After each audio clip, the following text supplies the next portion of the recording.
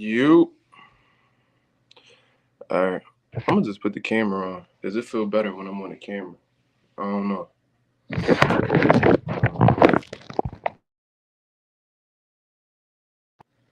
All right. Let me see some. Yeah, I ain't expecting a lot of viewers, man. We gotta start somewhere. You know what I'm saying? Especially when you're growing shit organically. Um, just woke up not too long ago and shit. It's 9 o'clock on the dot. That was not planned. That was not planned at all. Um, let's get into some boxing talk, man. Cause I'm about to really start getting this shit kicked up on YouTube.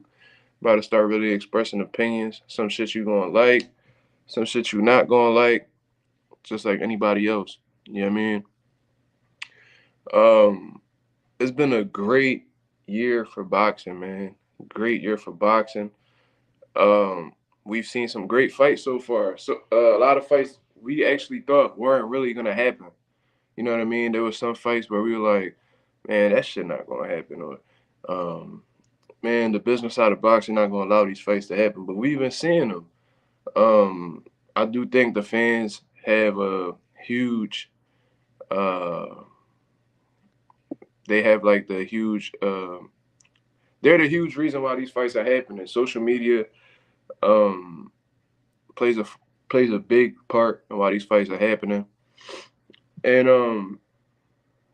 and I'm grateful, man. We've seen the Ryan Garcias and Tank Davises. Although I did think that fight was very one sided from the rip before they even stepped in the ring. It's a good fight to see because it attracts the casual and the hardcore boxing fans.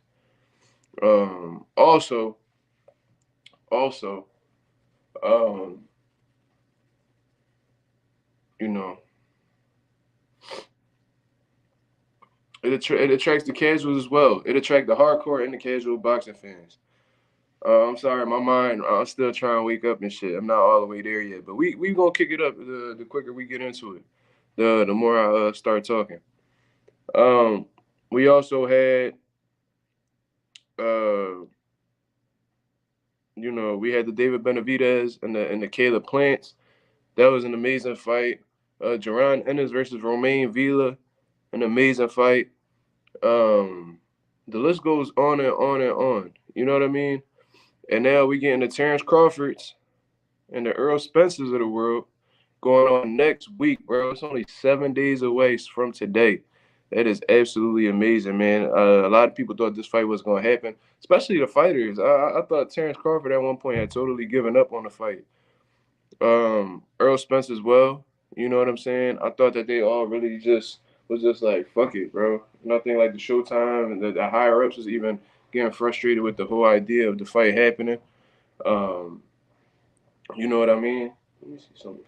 I want to see if I'm going live. Let me see something. Let me see if I can see it on my TV.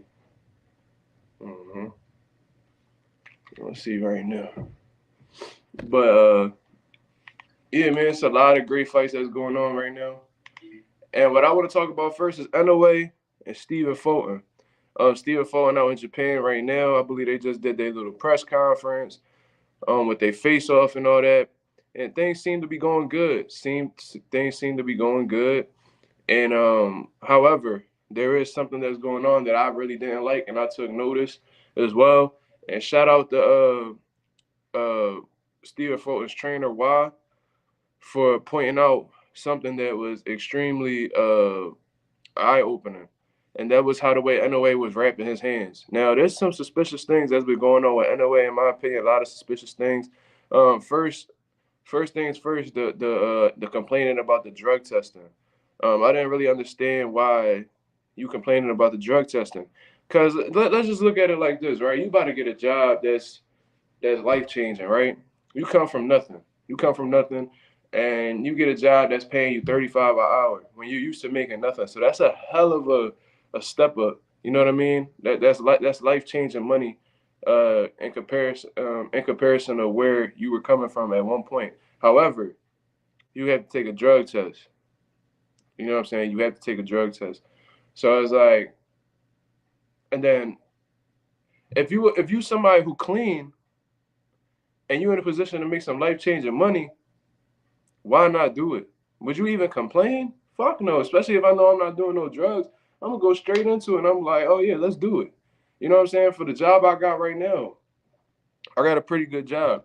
When I first came in, they made me do all types of shit, fingerprinting and uh uh all types of stuff, drug testing and everything.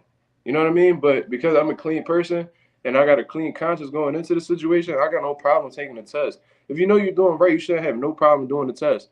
And I just felt like anyway it was a little bit too um like too pressed on that situation, like why I gotta do drug testing, why I gotta do drug testing. But it's like at the end of the day, bro, if you're for a clean sport, then it shouldn't be a complaint of yours. You know what I mean? So that's very suspicious, especially since you're moving up in weight. Shouldn't you want the bigger man that you're fighting to be a clean fighter as well? I don't understand that. So, and then coincidentally, he pulls out with an injury that I don't believe was ever announced or disclosed or anything like that. No documentation to prove any of this. Like when Errol Spence had that eye injury against Manny Pacquiao, they were asking for, oh, Bernard Hopkins was like, oh, where's the documentation? I need to see it. Oh, they genuinely was trying to push a narrative that he was trying to pull out against Manny Pacquiao, that he feared Manny Pacquiao. You know what I mean? But with Inoue, they gave him a pass. So all of a sudden he comes back. He's injury free. And there's a video that was going around that was circulating online, and the way he was wrapping his hands, bro, the way he was wrapping his hands, it was very it was weird to me, man. It was weird because he was putting tape on skin. You know what I'm saying? And if anybody is in the boxing game, if you're in the boxing world like I am, then putting tape on the skin is an absolute no-no. You know what I'm saying? Anybody who knows how to wrap hands or have been in a room while somebody has wrapped hands professionally knows that you go gauze, tape, gauze. It's never skin. It's never tape on the skin, gauze, and then put tape again. You know what I mean? Because all it would take was is a little bit of water and letting that shit solidify, and it's gonna be feeling like you getting hit with a cast. So that's something that we definitely don't want to happen. We don't want no Margarito shit happening. We don't want no Louis Resto shit happening. You know what I mean?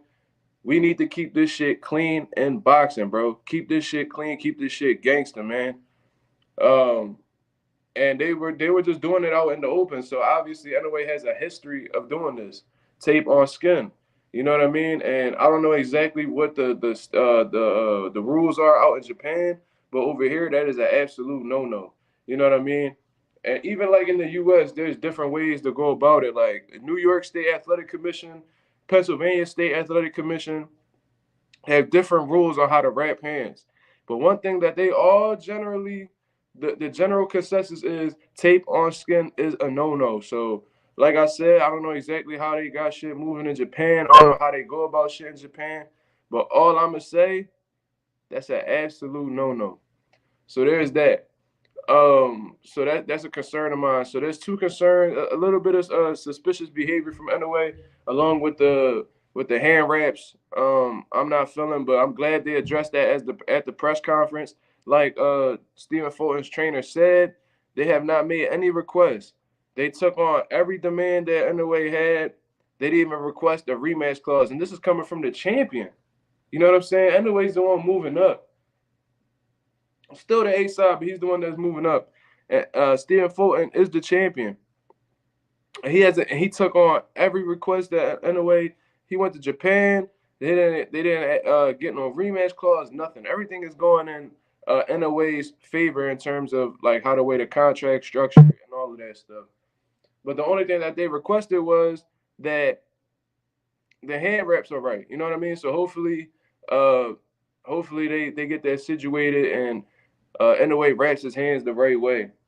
But looking at the fight, man, I think Stephen Fulton is extremely underestimated going into this fight, man.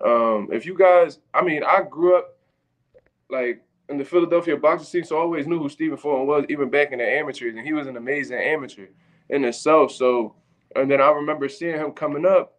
I don't even know if he was exactly signed with Al Heyman at the time. I'll have to ask him, but I remember her fighting at Sands Casino out in Bethlehem and shit, fighting on undercards. Um, I've seen him, but ever since then, it was like they threw him in the dungeon, man. Like he took on big fights off the rip, like undefeated prospects.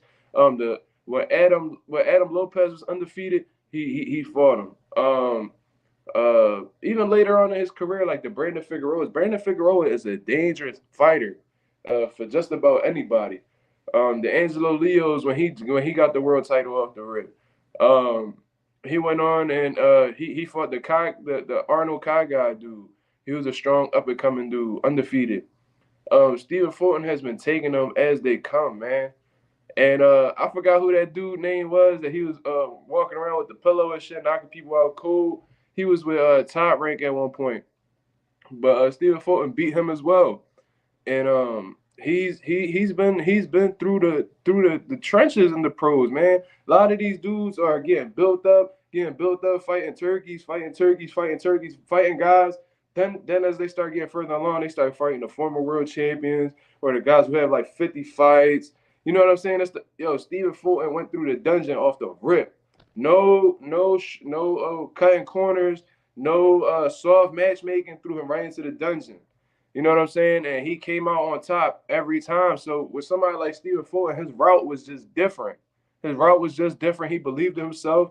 He was really confident going into these fights, and it showed, and it paid off because, in my opinion, Stephen Fulton's a pound for pound fighter, and he's top 10 pound for pound for me. Regardless of where you put him, I can't argue with that. But the way that this man maneuvered through his career, and him being able to become unified champion at 122 with no type of shortcuts or whatever, you know what I'm saying? Big cup of Joe. Oh, salute. Um, just he didn't take any shortcuts, man. So you gotta respect somebody like Stephen Fulton. He could have easily took the blueprint like a lot of these Al Heyman guys do. It's just not even like Top Rank, whoever. When they come up, they fight these 1-5 guys when they debut, or they'll fight, and then once they get like 10 fights, they'll fight a 23-20 guy who fought all these world champions. Then they start fighting the gatekeepers, and then once they feel like they're in a good opportunity, like a good position, then they'll attempt to get them in a money fight. But Stephen Fulton has really done what a lot of fighters are afraid to do, and that just speaks volume to his character and himself as a fighter. That man is in Japan right now. I don't even know if he's ever even been in Japan. That man is behind enemy lines. I'm sure they're treating him well over there. I'm sure Japan, from what I've heard in the boxing community, they're real big on respect over there. So I'm sure he's not having like a horrible time. Well, at least I hope he isn't. You know what I mean? So um, he has heart, man. That man has courage, and he's taking chances that a lot of fighters won't do. You know what I mean? Like how Devin Haney went to Australia, and how I believe Terence Crawford went to Scotland to fight Ricky Burns and shit like that. A lot of people not doing shit like that. So you got to salute them. You know what I mean? A lot of people scared to leave the states, especially these guys that got a lot of money behind them. But looking at it stylistically, Inoue is a monster, man. He got the perfect name for himself. He's explosive. He got good timing. His combinations are real fluid, fast, and strong. Um, yeah, 4-4, a bunch of undefeated fighters already. Great resume. No, that's no doubt. That's no doubt, Joe. That's facts, bro.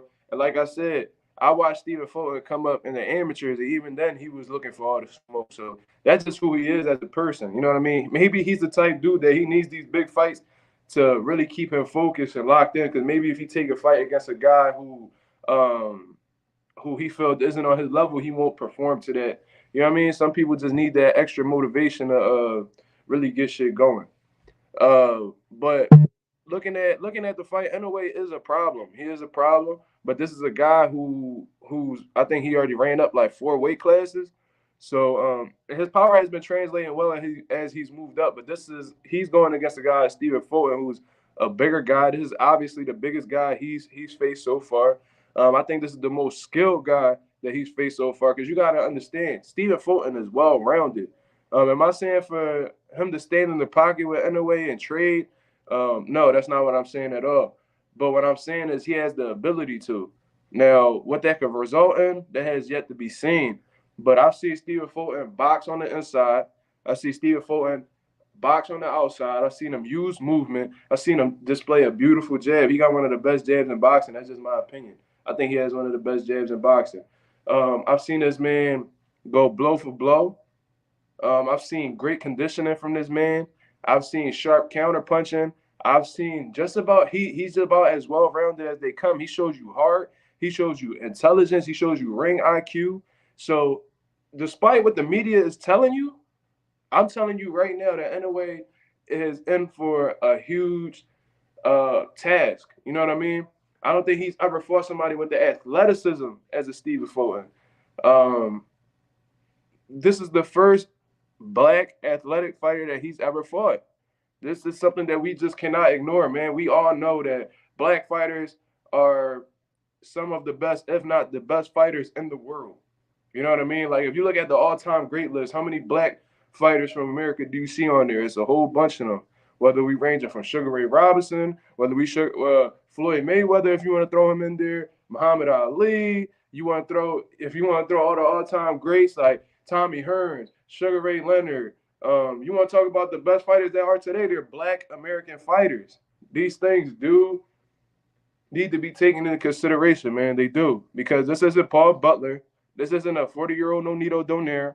This is a young, hungry, accomplished, decorated professional fighter. This is a step-up fight for Inoue. It's a step up for both guys, but I think it's more of a task for Inoue to go against. You know what I mean? And if he comes out successful, then he's the real deal. But in all honesty, and what a lot of people don't take into consideration is Stephen Fulton doesn't have one-punch knockout power. We know that. He's not the biggest puncher. However, when you're as accurate as a puncher and as sharp and accurate goes hand in hand.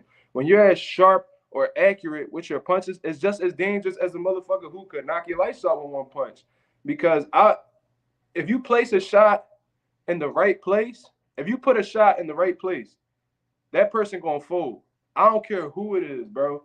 If you put a shot in the right area, regardless of whether you put a pop on it or not, it will damage a fighter. I've seen sparring sessions, I've seen professional fights where a guy wouldn't even load up. Just because they hit them on the right spot, they was able to end the fight or end the sparring session. And Stephen Fulton is an accurate puncher. When you seen him fight he fought this dude on PBC. He was some Mexican dude. He hit him with a left hook to the body, and he leaped in when he did it.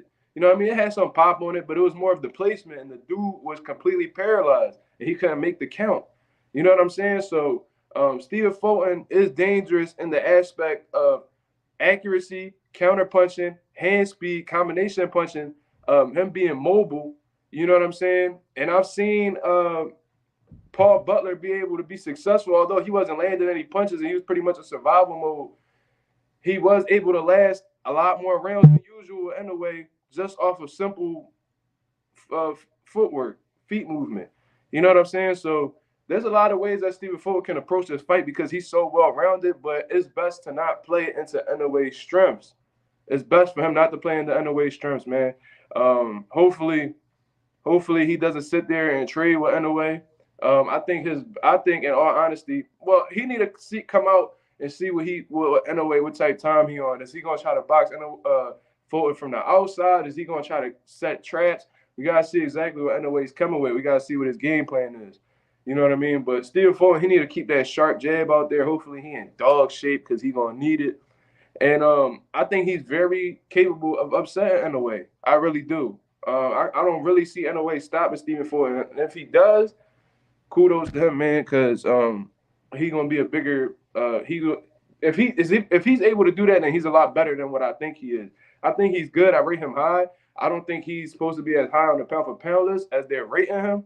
But if he's able to dispose of Stephen Fulton and all these other guys who he fought, who are top caliber guys, aren't able to, you gotta respect that, man. Especially moving up in weight and that being his first fight at 122. So that fight, I believe they airing it on a Tuesday. And in the U.S., I'm on the East Coast, so that's going to be like 9 in the morning. So I'll be at work. So I'm going to be watching that from work, no doubt. Good fight, man. Good fight. Now, what the world is buzzing about the most right now is Errol Spence and Terence Crawford. They fighting next week, bro. Next week. I cannot believe this shit. This is my favorite fight of the year so far. I honestly think it's the most meaningful fight in boxing. I think it's the biggest fight in boxing. I think that although Ryan and Tank might have at the end of the day they might sell more. They might have the bigger numbers than Errol Spence and Terence Crawford. Um, that fight was really that big because it attracted a lot of casual boxing fans. But this fight right here, it has a little bit of casual fans along with this fight, but this is a real big fight for the hardcore boxing fans such as myself and whoever's watching right now, man. Shout out to my two viewers. This episode, these episodes that I'm gonna be going live with is gonna be called Before the Views because I'm not expecting to really get much at first, but I know if I stay consistent, I'll be straight. So, um, great fight, man. They look great in their media workouts too, man. Errol Spence looks small, trim, uh, just like ready to go, man. You could tell he's in phenomenal shape. He's cut up. A lot of people said that he looks slow and fatigued. I honestly don't think so. I thought that he looked sharp, especially when he was doing the pad work with Derek James. Just nice and sharp, fundamentally sound as Earl typically is. Bringing his hands back, you could tell that they was real big in camp on bringing their hands back and just being defensively responsible because they understand how Crawford is able to time somebody and catch them with a shot that they don't see. So to avoid getting hit with that shot they don't see, as soon as they shoot their shots, they bring them right back. Um, just being defensively responsible. They're gonna need that against somebody who's as sneaky as Terence Crawford. That's without a doubt, man. That's without a doubt.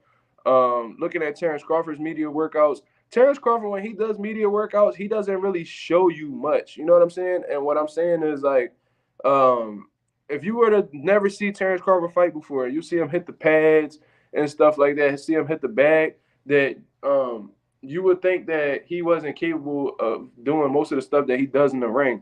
A lot of the things that Terence Crawford does is instinctual. You know what I mean? So he does things like instinctively. So those things you're not really gonna see when he's hitting the pads or when he's hitting the body shield or when he's hitting the heavy bag. You know what I mean? These things you're not really gonna see, but you're gonna see it when he's in front of an opponent. You might be able to see it during sparring, but you know they're not gonna show no sparring, especially at the elite level. You know what I mean? There's gonna be people on the other side who's gonna try to pick that apart and see what they're coming with, try to find weaknesses. So there's no need for recording, showing sparring sessions and shit like that. You know what I mean? Just keep shit secret, and then they'll find out the day of the fight. But Terence Crawford looks like he's in phenomenal shape as well. Both of these guys are locked in. You can tell both of these guys are highly respectful of each other, and you could tell how much a fighter respects their opponent and how the way they prepare for a fight. Like if they just treating it, if they just doing like regular workouts or they not or they just not really going hard, that just shows that they not really respectful of their opponent. They don't think too much of their opponent, but these guys right here, man, they are locked in. Terence Crawford, I mean not Terence Crawford. Errol Spence has a nutritionist. Um, he's been going hard with Derrick James, man, keeping his weight low. And I think this is going to be an all-time classic. I honestly think this is going to be an all-time classic. I think both of these guys are going to put on a show. Just from a stylistic standpoint, both of these guys got a lot of grit, a lot of determination, a lot of heart. And Terence Crawford is the type of dude that if he gets hit with a good shot, he's looking to hit you harder. So I know it's going to be a point in the fight where Earl might land a solid jab or a solid body shot, what have you. And Terence Crawford going to be looking to get that back.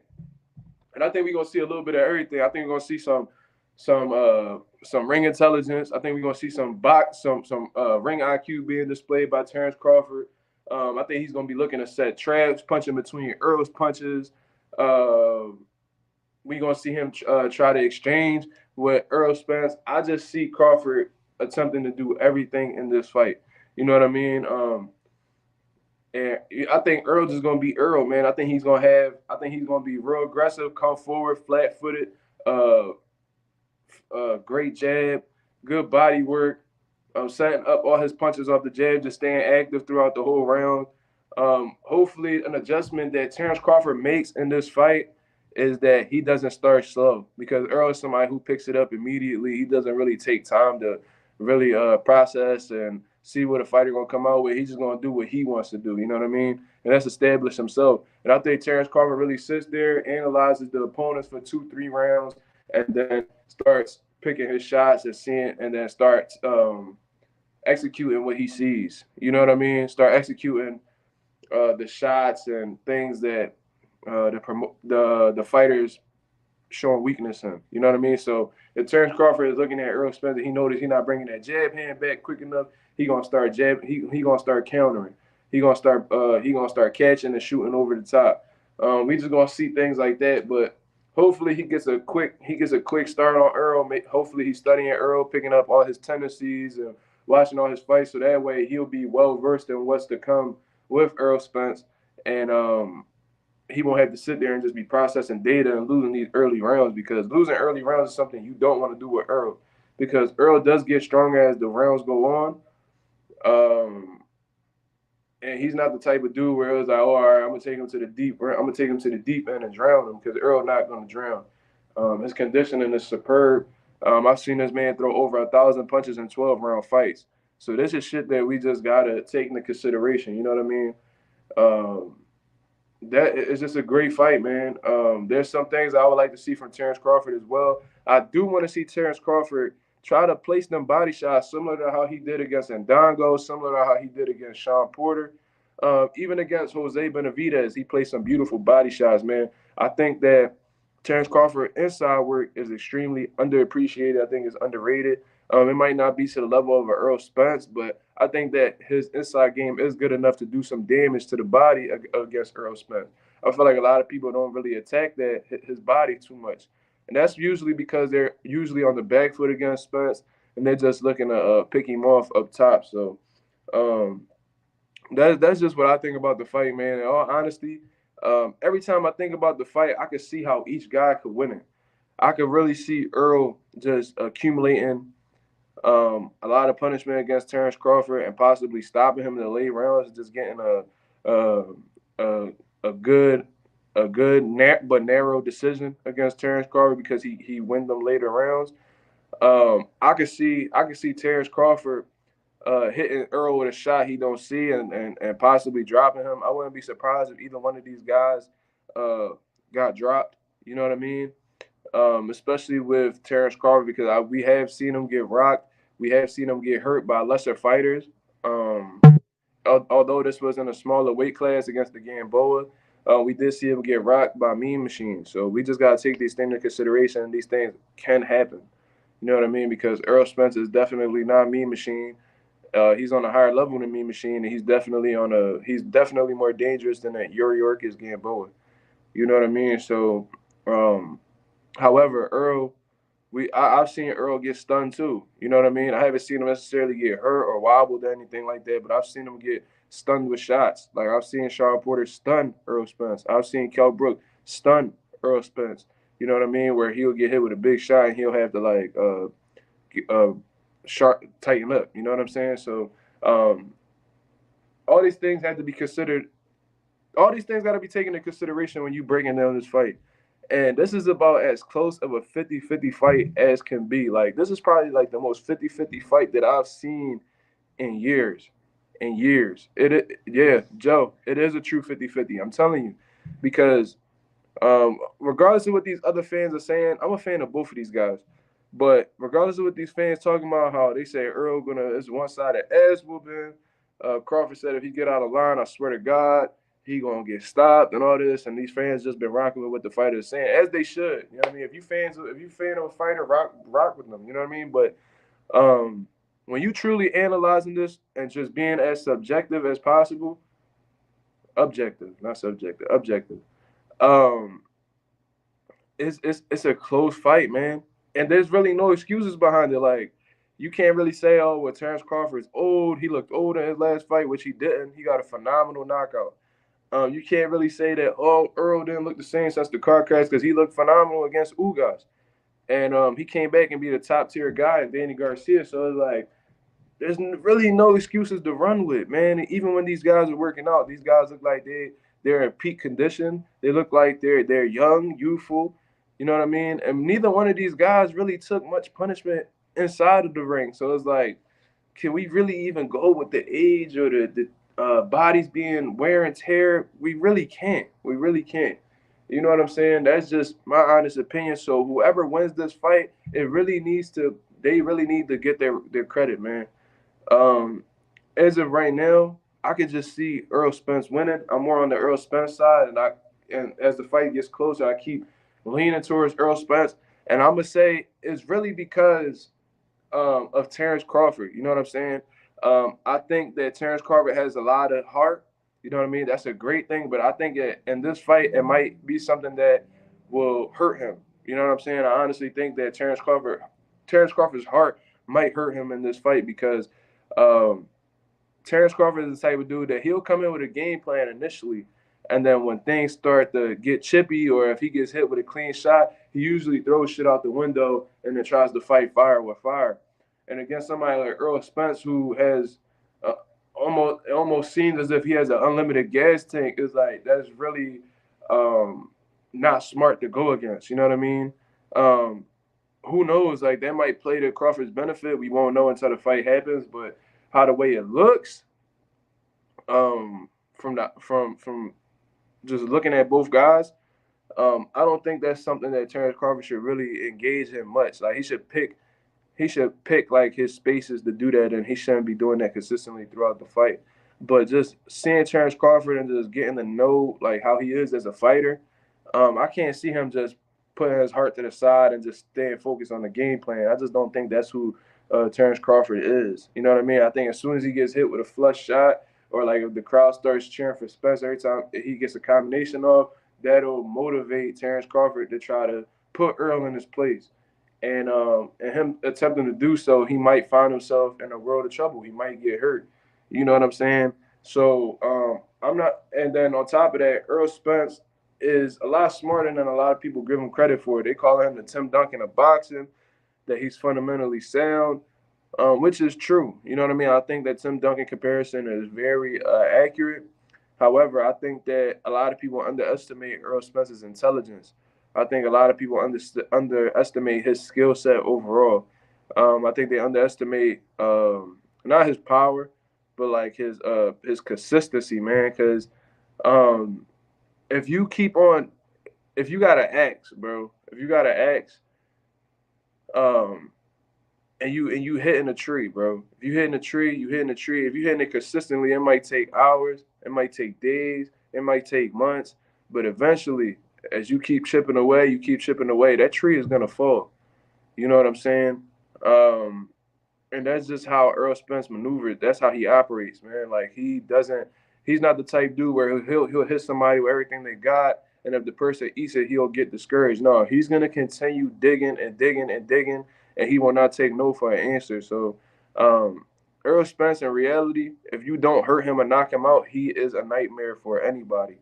And he has a pretty durable chin from what we've seen as well. Ugas isn't the biggest puncher, but he landed some clean shots. And although they might have rocked Spence against the ropes, he was right back in the mix. Like I said, we've seen him take big shots against Sean Porter, who isn't really the biggest puncher, but has respectable pop. We've seen him take big shots against Kell Brook, who's a big, strong guy. Danny Garcia hit him with some clean overhands as well, and he stood up to it each and every time. So Earl Spence has shown to be battle tested. He's shown to have a lot of heart, and he's shown to be durable. Now, is he more durable than Terence Crawford? A lot of people may lean towards the yes side, but we'll see. We'll see, man. It's a lot of questions. It's a lot of questions. I'm not about to sit here like a lot of these guys and just act like that we have the answers for everything because in reality we don't know. We won't know these answers until these motherfuckers get in the ring and fight each other, and that's just the reality of the situation. Um, like with Caleb Plant and Benavidez, a lot of people didn't know how Benavidez was going to be able to neutralize Caleb Plant's boxing ability. You know what I mean? They was like, oh, he's never been in there with somebody as skilled as Caleb Plant, which at the time may have been true. They was like, oh, how's he going to handle Caleb Plant's jab? He never been in there with somebody with a jab like Caleb Plant's, which may have been true. Um, how is he like? How he's going to handle like the whole thing? Like he was going to get outboxed. How is he going to deal with Caleb Plant's head speed? And although I did believe that David Benavidez was going to win just based off of Caleb Plant's for conditioning issues and just not being able to deal with the pressure. Like when you watch the Canelo fight, that pretty much gave you the blueprint on how to beat Caleb Plant. Like Caleb Plant is talented. He has a lot of heart. He's a dog for sure, but he does have stamina issues. That's something that he does have. And we seen Canelo, who also has stamina issues, drown Caleb Plant just off of pressure. He wasn't even. He was just.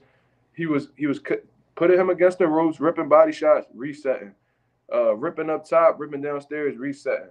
And then eventually, as they got to the later championship rounds, Caleb Plant fell apart. So I knew that stylistically, that's what David Benavidez does at a more intense rate than Canelo Alvarez. So I was already thinking, like, if Caleb Plant um, doesn't make the adjustments in camp to really step up his conditioning, he fooled. And that's exactly what happened, man. Like Caleb Plant started off fast. He started off strong.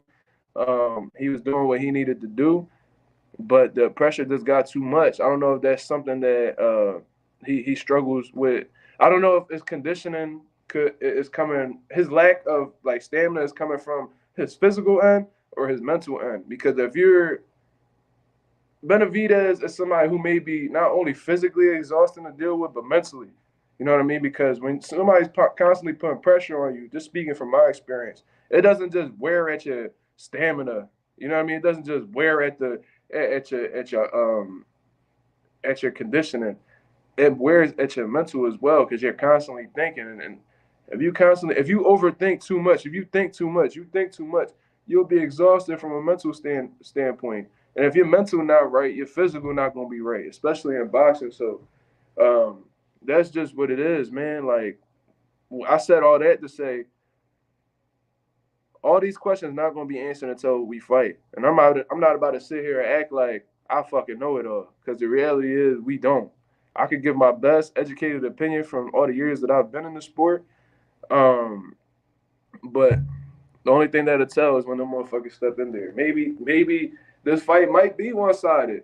Either way, maybe Terence Crawford catching with a big shot and then able to put Errol out. You know what I mean? Maybe Errol hits Terence Crawford with a body shot. He fold and he don't make the count on some De La Hoya Hopkins shit. This might be a master class of boxing by Terence Crawford where Errol's not able to hit the man and he's just completely outboxing him, setting traps, hurting him. You know what I mean? And just putting a thorough beating on him like Bernard and Kelly Padlick. It could be something like that. It could be Errol just completely demolishing this dude, or Errol just establishing his jab so good that Terence Crawford can't get past it. There's so many different scenarios, and because there's so many different scenarios, and each scenario can make sense, could be possible, that's how you know you got a big fight. When you really sit in there and you can honestly break down multiple ways in which each guy could win, that's how you know you got a big fight. That's how you know you got a big fight. So I'm rocking with Errol Spence as of right now, but I could wake up tomorrow and watch some footage on Terence Crawford, and I could just be totally convinced that Terence Crawford will win. I cannot decide, bro. This is like one of very few fights where I'm having trouble deciding. I'm indecisive. You know what I mean? Because if you guys know me, you know I'm the boxing guy amongst a lot of my friends and shit. So they'll ask me my opinion on what you think about A versus B, and I typically got an answer. You know what I mean? And I'm confident behind my answer, and that's just what I'm rocking with. But with this one right here, it's like I don't fucking know. I don't know. I don't know. You know what I mean? I really don't know. But those are the two big fights that's going on right now. What I also wanted to talk about, I was gonna make a video too, but I was just having trouble with my videos. I don't know exactly what was going on. I wanted to speak on Devin Haney too. Devin Haney, he's probably like one of the biggest names that's circulating in the boxing world right now in terms of like news and stuff like that, because this man has some options, bro. This man has some options right here, bro. Definitely has some options. Um, the WBC just ordered, I believe, Shakur Stevenson as Devin Haney's mandatory, which is phenomenal. And I also heard that Shakur Stevenson's team is trying to make himself the mandatory for Devin Haney's WBO title. So he's trying to get a mandatory in which either route. You know what I mean? Also, he has the opportunity to fight Regis Prograde for the 140-pound title, which I think that's more of what he's leaning towards. I think he's more leaning towards that side because I just think, in all honesty, that Devin Haney doesn't want anything to do with 135 anymore unless it benefits him financially. And I think at this point, they're not going to offer him the money that he wants to fight somebody like Shakur Stevenson. I think he understands that Shakur Stevenson is a big risk. So if he's going to take that big risk, then it has to benefit his pockets. You know what I mean? That's just what it is. And when you're the undisputed champion, you got to come with that. The bag got to be right. So um, I think that he needs that extra 5 pounds. You know what I mean? I think he needs that extra 5 pounds. I think that'll help him a lot because even when you seen him fight Vasil Lomachenko, you could tell that he left some of the fight in the gym with how fatigued his body language just looked like depleted in them later rounds. And usually when that happens, that's because you're either undertrained or you're overtrained. Either one is dangerous.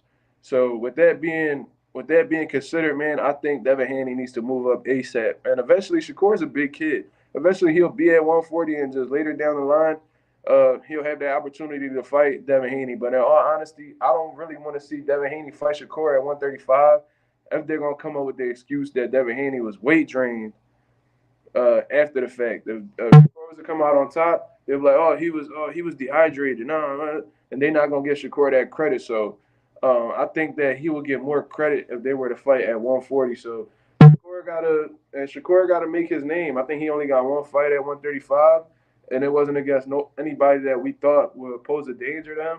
So I think Shakur should just continue to build at 135 and keep his momentum going. I think he needs to stay active. I think Jay Prince and them at Top Rank and his other promoter just have to keep him busy, man, and keep building his name and just develop his audience. You know what I mean? I think that's just his best bet right now because I think Devin Haney's completely locked in on 140.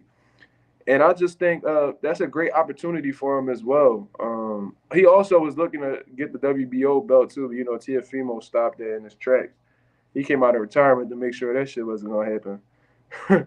So, and I don't see Tiafimo fighting Devin Haney anytime soon. I think honestly, he don't want none of that Devin Haney smoke. Just from what I've understood, from his dad requesting $20 million to um, multiple other things that I could just pull up and show you guys on my own. But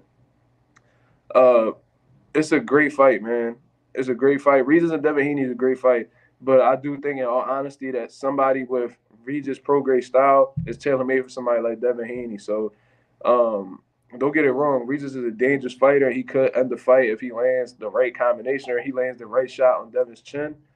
But I just think that Devin Haney's boxing ability, his athleticism, his jab, his hand speed, his movement. He has great legs. I just think that it'll be like a shutout. I honestly think that stylistically, Devin Haney is very capable of having a shutout unanimous decision against Regis Prograis, where Regis doesn't really land anything. You know what I mean? Regis Prograis is a strong dude, but I really think that he's real economical with his punches. And we seen, although this guy that Regis fought is a way bigger puncher than Devin Haney, in my opinion. That's why he was a little discouraged. I think that Regis showed that if you put the right thing on him, he will get respectful. You know what I mean? There's some people where it's like, oh, you gonna have to knock me out to get my respect, or you never gonna get my respect. You just gonna have to spark me, like Deontay Wilder, etc. Some people will really go out on their shield, but I think in Regis' last fight, he really showed you that you could get his respect if you do what you need to do. You know what I'm saying? That's what I picked up from his last fight. That's just my opinion. I don't know how anybody else think about it. But yeah, I think that's a good fight. I think either fight is great fights for Devin Haney, but I do think that his best option is the fight Regis Prograis. They both seem interested. Yeah, see, yeah, appreciate that. He said yeah, the best option is Regis. I see Devin winning easy too. Yeah, that's what I think. That's just honestly what I think. I think that I just think from a stop, maybe if he was more of a volume puncher, or maybe if he was like just more of a savage with it, then he might have a better opportunity. You know what I mean? But I just think that he's too economical. And like I said, if you do what you need to do against Regis, he showed you that he'll give you that respect. That's just my take on it. You know what I mean? Not really the biggest fan of Regis myself, but he is a top guy at 140. He is one of the best in the world at 140. He's a two-time world champion, so you gotta respect that man. So that's just what it is. That's just my take with Devin Haney right now. Tank is in the mix, but he's just been real quiet lately. I think, in all honesty, he just falling back after that prison sentence and just chilling with his family, just relaxing for right now. And he should have something coming up in the works. From what I understand, it was supposed to be Chris Colbert. Something I don't know exactly why that fight is being made or why that fight's even being spoken about. Because in all honesty, Chris Colbert showed you that he's a turkey. Like he's a turkey. You know what I'm saying? Especially after that Venezuela fight. He said that he's gonna give him the rematch. Then within seconds, within a few minutes, he was talking about how he not gonna give him no rematch. He going back down to 130. So let's see what fight. Most likely, this fight with Tank is gonna be at 35 if it does happen. So obviously, it's not. He's not really going to be that pressed on fighting at 130. He'll fight at 135 if it makes sense financially. And I just think that's a fight that Tank will dominate. In all honesty, I think he'll dispose of Chris Colbert early to mid rounds, and that's just what I think. But another big fight that's on the horizon, but it's a few months from now, a couple months from now. You know what I mean? Jermell Charlo versus Saul Canelo Alvarez. Canelo signed a 3-fight deal with PBC, and in all honesty, everybody thought that he was just gonna go in the Jamal Charlo direction. I thought a lot of people thought that he was gonna, and a lot of people was complaining about it. A lot of people was complaining about it. They were saying how Jamal Charlo has been inactive. You know what I mean? They were talking about how he didn't really have a chance. He's battling personal issues outside of the ring. Why would he try to take advantage of Jamal Charlo? So I think, in all honesty, they were trying to pursue that fight. Jamal said no, that he needs time to recover, whatever. He's still going through his issues, so he picked his twin brother. You know what I'm saying? And they're trying to sell it right now, and this pretty clever, pretty clever. Undisputed versus undisputed. You know what I mean? They had the poster with each of them with all their belts. Um, and Jermell Charlo is taking a huge risk right now, man. He's taking the Kell Brook route and moving up 2 weight classes to fight the best fighter in the division. You know what I'm saying? Well, it's debatable whether Canelo is the best in the division, but he's the man at the division, is what I'm trying to say. Um, and I honestly like the fight. A lot of people complaining about him moving up 2 weight classes, how Canelo's gonna destroy him and all this other stuff. But if you guys know Jermell Charlo, in all honesty, he's high on my pound for pound list. Like depending on who pound for pound list it is, he might not even be on it. I know on ESPN's pound for pound list, I don't even know if he's on it, and if he is, he has to be very low. I think he's on champ size pound for pound list, which I agree with a lot of champ size perspectives and point of views and stuff like that. But I break him high. I honestly think he's top five to top three pound for pound fighters in the world right now, just because of how the way he's been dominating the 154 division, man. How long he's been reigning there, how long he stayed on top. If he took a loss, he avenged the loss by knockout. You know what I mean? So Jermell Charlo is a real threat. He's a real threat. And these are big boys. Them Charlos are not small guys. They're not small guys at all. You know what I mean? So I'm sure that Charlo will be happy to be fighting at most likely a little bit below his walking around weight. You can tell he's been training his ass off. He locked in. He hasn't really been saying much. I'm really looking forward to the press conferences and how they come out and approach each other. In all honesty, I think Jermell just needs to talk his shit like he did in the Tony Harrison situation. I think he needs to bring up the past between them two because they've been trying to fight Canelo since the 154 days. You know what I mean? And Canelo has dominated, not dominated, but he's won belts in 3 different divisions and 3 other divisions since then. So it's been a lot of time. It's been a lot of time. It's been well over 10 years since the Charlos was with Golden Boy. They've been trying to get that fight to happen, and then it's a totally different network and situation with PBC and Al Heyman. So, like I said, it's been a long time. You know what I mean? So, I think this build up for this fight could be uh, legendary if they go about it the right way. Hopefully, he don't come out too respectful and stay all quiet and shit like that. And Canelo been talking crazy too, even on Instagram. He was like, "Oh, I always ready, motherfuckers," and all this other shit. So let's just see how you come out, man. I think it's a great fight. I'm rooting for Jamel, in all honesty. I'm not the biggest fan of Canelo. and a lot of people know that for reasons that I think a lot of people don't really want to talk about anymore. Whether it comes to the clenbuterol situation, to um, ducking guys that we really want to see him fight, to just not really caring about the fans' perspective. You know what I mean, or really caring about what the fans want. You know what I mean? So I really typically have a problem with fighters when they don't really care about what the fans want, don't put the fans, don't treat fans well and shit like that. I always have a problem with them kind of dudes. So I'm rooting for Jamel Charlo. I think he has a strong chance of winning. And let's not disregard the fact that although this is Canelo, man, he's dangerous. He's one of the best fighters in the world. We can't really ignore that. But he has not been looking the same. He has not been looking the same at all. I think there's a lot of things that's playing into Canelo life right now. In all honesty, I just think that Canelo's starting to mentally grow outside of boxing. I think he's starting to find different interests. He's been caught up in different business ventures. Like this man, I think like he caught up with like liquor deals, and this man has his own gas company in Mexico. I think it's called like Canelo Energy.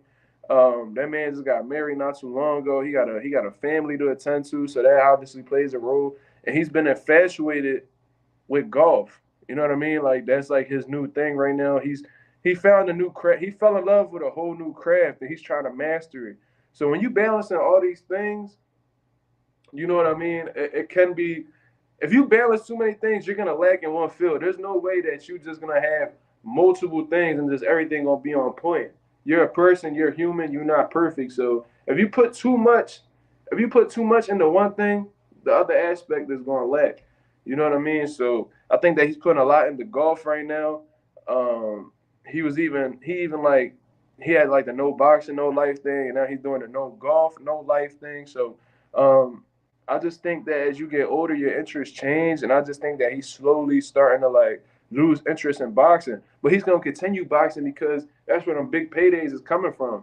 You know what I mean? I'm sure if he was getting the same paydays in golf that he was getting in boxing, I don't think he would be boxing as much. He probably wouldn't even be in the sport as of right now. Canelo is 32 years old, but like Oscar De La Hoya said, this man may be 32, but he's an old 32. And I knew exactly what he was talking about because you got to understand, Canelo has been boxing professionally for more than half his life.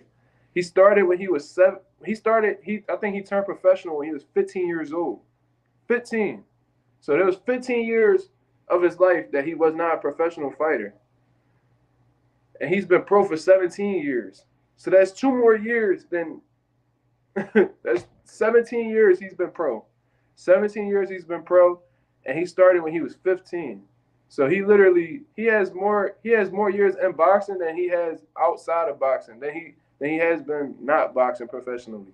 So you really got to take these things into consideration. That man has, I believe he has over 60 fights.